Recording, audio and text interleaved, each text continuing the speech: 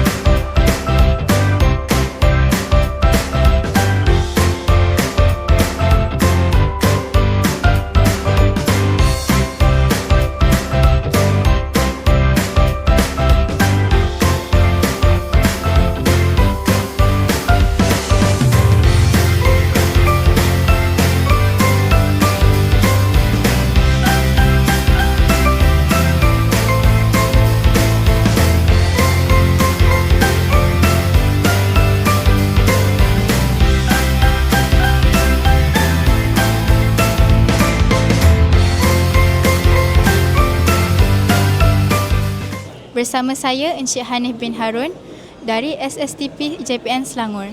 Pada pandangan Tuan, sejauh manakah pentingnya pendedahan awal teknologi kepada murid sekolah?